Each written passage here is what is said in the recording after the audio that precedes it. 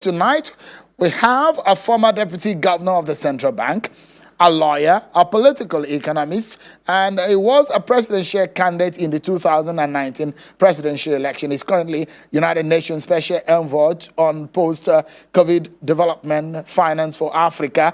Professor Kingsley Moghalu joins us from Washington, D.C. Thank you, Professor, for joining us tonight on the program. And perhaps let's get a sense of your reaction when you heard.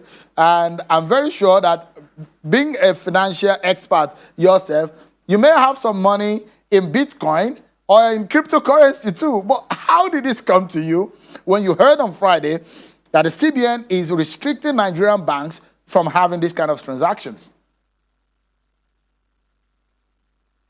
Much, Shane, for having me. First of all, let me disabuse your mind. I have no investments in cryptocurrencies of any type. So let's just get that out of the way. But when I saw news of this directive, I was a bit concerned, but I was not surprised. I was not surprised because you have to, first of all, understand that there are many dimensions to the whole question of cryptocurrency. There are financial stability issues and concerns. There is the question of whether or not it is legal tender in Nigeria, because it is not. The central bank put out that regulation in 2017. And now they put out a new directive basically banning all deposit money banks from transacting in cryptocurrencies. But the Securities and Exchange Commission of Nigeria, SEC, recognizes cryptocurrencies as a financial asset. And in September, they said they were going to put out a regulatory framework for them. And we know that Bitcoin and other kinds of cryptocurrencies have now become known as, quote unquote, freedom money. Because we have to go back to understand what cryptocurrencies actually are. Cryptocurrencies are virtual currencies that can be exchanged online to purchase goods and services. Their value is not determined by the value of legal tender currencies, but you will have to use legal tender currencies to purchase those cryptocurrencies, the most popular of which is Bitcoin. You need to also understand that cryptocurrencies, they don't have an underlying value. So, for example, many people would then say that they are speculative because unlike a normal currency, that currency is backed up by either foreign reserves, the productive nature of the economy of the country that owns the currency, and various other elements. But that's not what happens with cryptocurrencies. But again, we live in a world of innovation. And cryptocurrencies bypass central banks pretty much.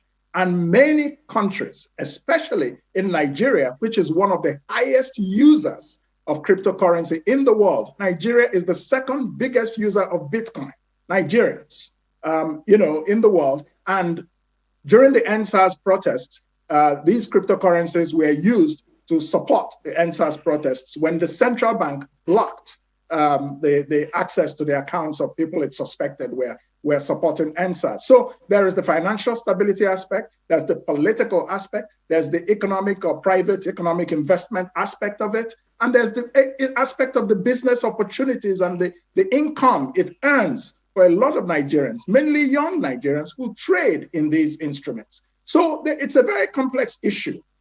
So that's the first thing that I will tell you. So the central bank directive, you could say, well, it's legal, yes, but was it the wisest way to approach either the risks of cryptocurrencies or any other consideration that it might have had? I am not sure about that. And that's why I was worried about this response from the central bank. So let's quickly get some myths. Let's get the facts out, the truth of this matter, some of which you've given us, the knowledge of what it's all about. from the word crypt, it means that something that is coded, secret. So that is the orientation of that market. And you talked about SEC Absolutely. and the central bank. Central bank has powers over Nigeria currency and Nigeria banks. But let's get some quick facts out now. You are a lawyer too, and so it helps us tonight on the program. Unbundle this for us. Has the order and directive of the central bank criminalized cryptocurrency? I do not interpret it as criminalizing cryptocurrency. I interpret it as a directive to financial institutions under the control or under the supervisory remit of the central bank not to deal with these cryptocurrencies. Now, there are other ways, and the directive is targeted at exchanges of cryptocurrency because there are exchanges where these cryptocurrencies are exchanged. So this is what the central bank directive mainly targeted.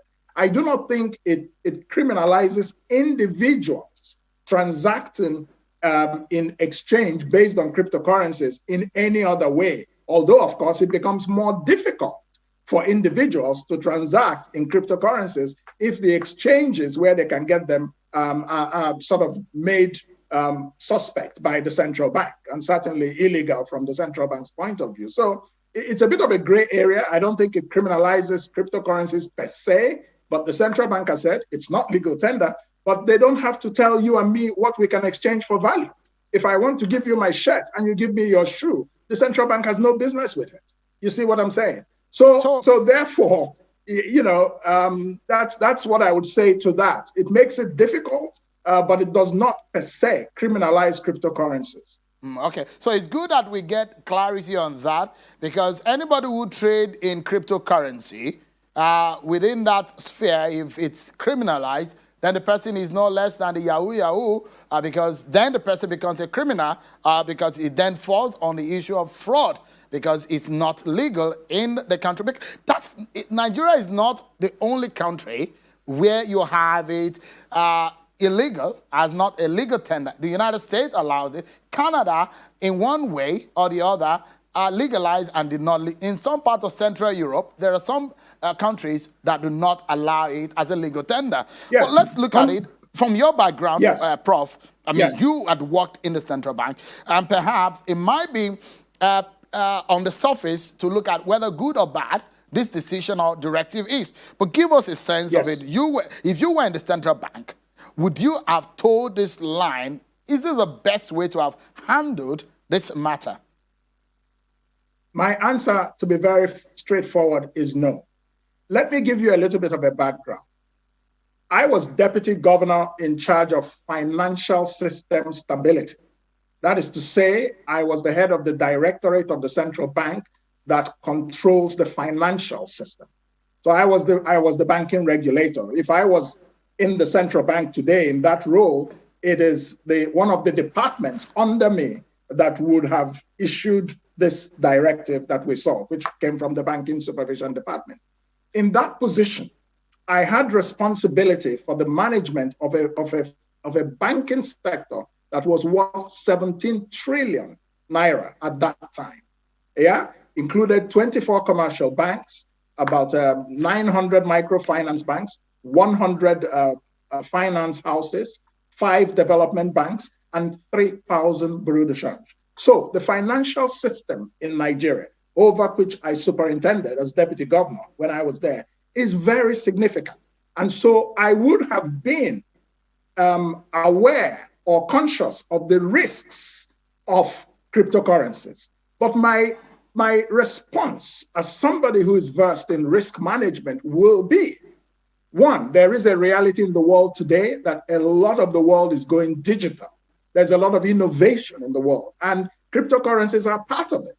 So my attitude would be, how can we best manage the risks of cryptocurrencies to ensure that they do not affect the stability of the financial system? That's what I would have done. But I would not recommend, kind of banning it outright in exchanges, because also $500 million worth of Bitcoin has been traded in Nigeria within the last 5 years. Nigeria is one of the top 10 countries in the use of cryptocurrencies in the world today. In fact, it comes in at number 8 after countries like Ukraine, Russia, South Africa, Kenya, and so on. So it's becoming a real factor in our financial system or investment ecosystem. And this is livelihoods from Nigerians. So when you take actions that look as if you are taking away opportunities from Nigerians, especially in a depressed economy. Also, one of the things that attracts Nigerians a lot to cryptocurrencies is because the central bank, and I've said this, a lot of the policy making that has come out from the bank in recent years has been a bit, ad hoc and, changes from today to tomorrow and so on, policies concerning remittances, policies concerning foreign exchange, and so on and so forth. But trading in these cryptocurrencies, for many people, protects them from fluctuations in the value of the naira. Because every fiat money, every currency in the world, over time depreciates in value because of inflation. And this is one of the reasons a lot of people go for cryptocurrencies. They're risky, but they don't have the problem of depreciation because of inflation. In fact, between 2018 and today, in 2018, the value of one Bitcoin was about $3,000. Today, about 2.5 years later, it's $38,000 for one BTC, one Bitcoin. So this gives you a sense of what's going on. Now, does that mean that this is sustainable? No. One of the things that caused the financial crisis in 2008, in which we, again, in the central bank had to really, do some heavy lifting to save Nigeria from a crash of its financial system, was that there was a lot of trading in new financial instruments, which were very speculative. And after some time, the bubble burst. So this is why I told you that if I was still a central bank governor today, yes, I would be concerned about cryptocurrencies, but I would balance that concern with the reality, how pervasive they have become as part of economic transactions, and see best how we can manage the risks without depriving people Prof, of the livelihoods. Yeah, apologies to cut into but if that risk, for example, is that of national security, would you have still held that same stance? I do not support suppression of people who are peaceful demonstrators. They have human rights. So what do you call national security? Do you think national security means that Nigerians do not have rights to protest peacefully? So long as their protests are peaceful, that is guaranteed under the Constitution. So I would not, if I was a central banker, support blocking people's accounts because they were involved in peaceful protests that were legal under the Constitution. If you call that counter-terrorism financing and all that, I would like to see the central bank investigate and show us people who are sponsoring Boko Haram financially, and let us have them put on trial. That's the real threat to Nigeria, not peaceful protesters, young people from NSAS. So this is my own perspective on it. All right.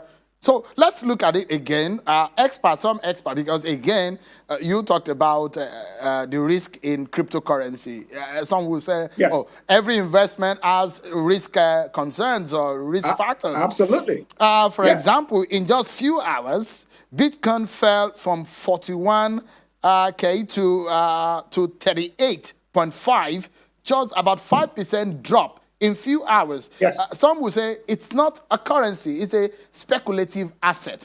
So if you take that and link it to what former Vice President Atiku Abubakar said in his statement over the weekend, and take a look at it again, he said this is a wrong time to introduce policies that will restrict the inflow of capital into Nigeria. Give us a sense of the implication.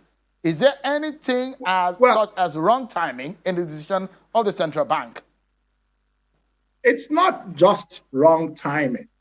I just think that in principle, given where the world is going today, I think that Nigeria should be ahead of the curve and managing whatever risks that these types of new financial instruments throw up, rather than being seen as being reactionary, especially when that has implications for the livelihoods of many, many, many Nigerians.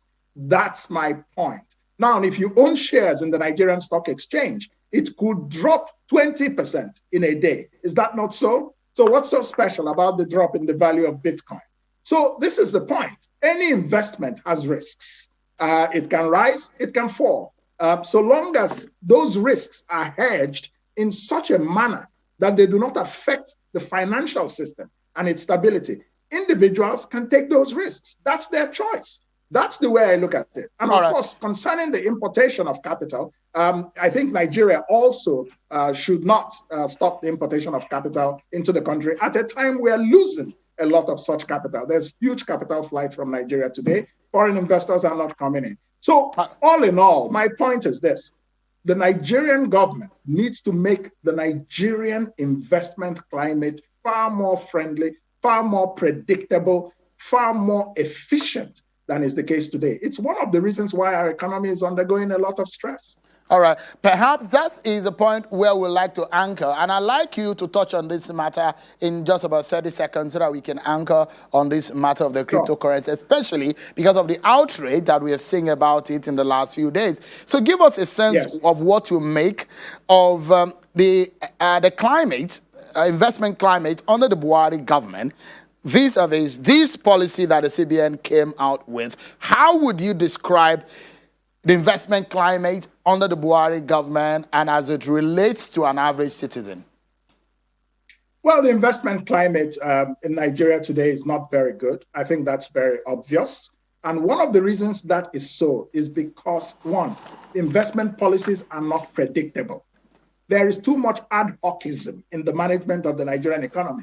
There is no deep thinking that is evident from Nigeria's economic policies today. It's just today, one policy, tomorrow, another policy, next tomorrow, another policy.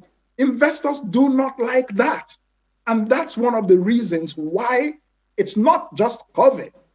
The market, the investment environment in Nigeria is unfriendly. That's one of the reasons that foreign investment is declining hugely. In Nigeria. Now, let me just wrap up with something about this cryptocurrency.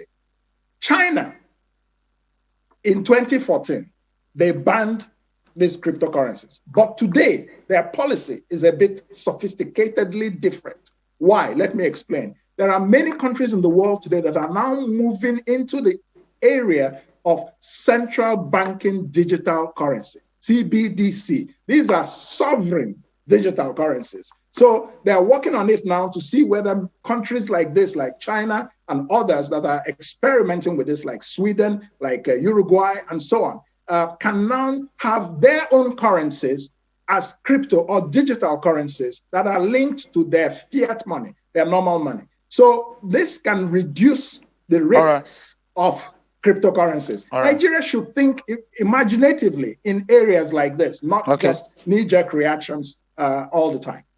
It's always a pleasure having to talk to you about issues of financial matters, legal issues, and of course, political matters sometimes. Professor Kingsley Moghalu, Special Envoy to the United Nations on COVID-19 financing to Africa, a former Deputy Governor of the Central Bank, presidential candidate into 2019 election. Thank you so much for talking to us tonight from Washington, D.C. You're very welcome. Thank you for having me. Let's take a break now, everyone. But before...